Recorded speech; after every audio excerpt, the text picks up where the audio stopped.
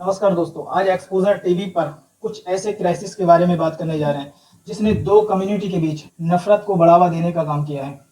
पिछले साल आगरा में रामनवमी के टाइम पर कुछ लोग पकड़े गए गौकसी करते हुए। पुलिस के अनुसार हिंदू महासभा के कार्यकर्ता निकले। 2022 में भी कुछ ऐसा ही हुआ। कन्नौज में शिव मंदिर के सामने मांस फेंका गया और हिंसा फैल गई। जब इस केस का खुलासा हुआ तो पता चला एक हिंदू युवक ने 10,000 रुपए दिए थे कसाई को ये काम करवाने के, क्योंकि उसको वहां के एसएचओ से बदला लेना था। फरवरी 2024 में मुरादाबाद से एक खबर सामने आई। जब पुलिस ने खुलासा किया तो पता चला इसमें बजरंग दल के कार्यकर्ता शामिल हैं। आखिर ये लोग कौन है जो हिंसा को फैलाने का काम करते हैं और दो कम्युनिटी के बीच नफरत फैलाना चाहते हैं।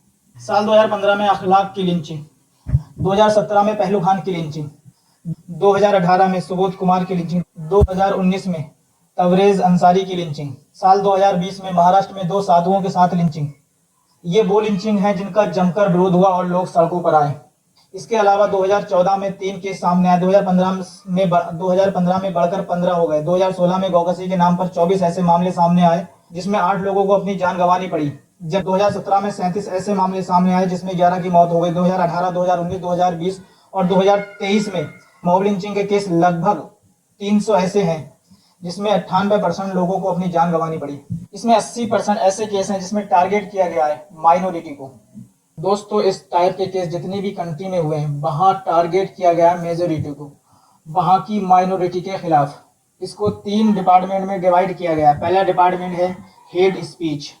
इस डिपार्टमेंट में जज्बा पैदा किया जाता है हिंसा करने का। दूसरे डिपार्टमेंट में अहंकार और घमंड। इस डिपार्टमेंट में बताया जाता है कि आप इस धर्म में या इस मजहब में पैदा हुए हैं, पर्सनल या प्रोफेशनल लाइफ कुछ अचीव किया हो या नहीं किया हो, नशेड़ी हो, अत्याचारी हो, बलात्कारी हो, फिर भी आपको गर्व महसूस कराया जाता है कि आप इस धर्म में या इस मजहब में पैदा हुए हैं। तीसरे डिपार्टमेंट में बताया जाता है सदियों से अत्याचार हुआ है और हमारा धर्म खतरे में है और खतरा है देश की माइनॉरिटी से। दोस्तों, कट्टरपंथी सोच और हेड स्पीच के पीछे छिपा होता है एक ऐसा संगठन जिसको पेश किया जाता है मसीहा बनाकर और बताया जाता है यही है जो आपको बचा सकता है और आपके धर्म की रक्षा कर सकता है। कुछ देश हैं जहां इस टाइप के क्राइसिस हुए, लिंग के आधार पर, धर्म के आधार पर और कम्युनिटी के आधार पर उस देश की माइनॉरिटी पर जुल्म किए गए हैं। सबसे पहले बात करते हैं पाकिस्तान की। पाकिस्तान की मेजोरिटी में सुन्नी मुसलमान है। वहां धर्म के आधार पर हेट स्पीच और प्रोपेगेंडा फैलाया गया वहां की माइनॉरिटी के खिलाफ।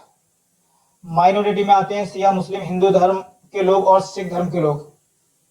और इसका रिजल्ट क्या निकला? आज पाकिस्तान बेरोजगारी, भुखमरी, करेंसी की वैल्यू और आर्थिक स्थिति खराब है।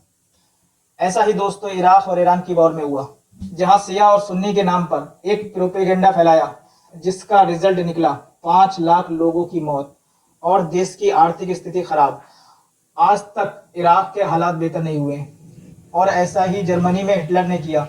जर्मनी में हिटलर ने वहां के लोगों को बताया यहूदी हमारे देश के लिए और धर्म के लिए खतरा है। इसका रिजल्ट क्या निकला? 60 लाख लोगों की मौत। और दोस्तों ऐसा ही देखने को मिला बर्मा में जहां एक प्रोपेगेंडा फैलाया गया माइनॉरिटी के खिलाफ। दोस्तों, बर्मा में मेजोरिटी में है बुद्धिस्ट और माइनॉरिटी में है रोहिंग्या मुस्लिम।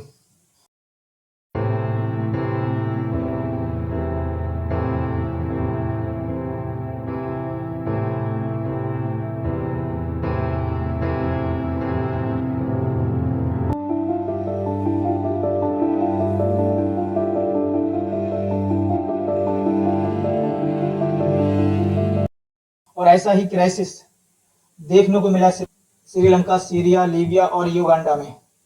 ये वो देश हैं जहां क्राइसिस के बाद देश की आर्थिक स्थिति खराब हुई है, करेंसी की वैल्यू गिरी है और देश में गरीबी, बेरोजगारी और भूखमरी जैसी समस्याएं हुई हैं। अब बात करते हैं दोस्तों हम अपने देश की, जहां पिछले कुछ सालों में मॉब लिंचिंग के केस बढ़े हैं और धर्म के आधार पर, लिंग के आधार पर न्यूज, अखबार और सोशल मीडिया के द्वारा हिंसाएं सामने आई हैं जिसमें लोगों को जान गंवानी पड़ी, अपने घरों को छोड़ना पड़ा।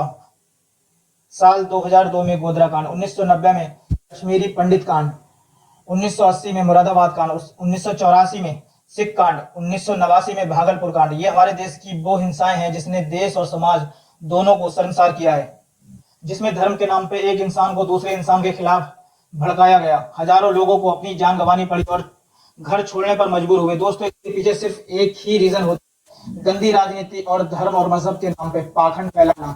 दोस्तों आज हमें समझना पड़ेगा, किसी भी कम्युनिटी में नफरत का कॉन्सेप्ट नहीं है, और अगर कोई धर्म और मजहब के नाम पे नफरत की बात करता है तो वो पाखंडी और झूठा है।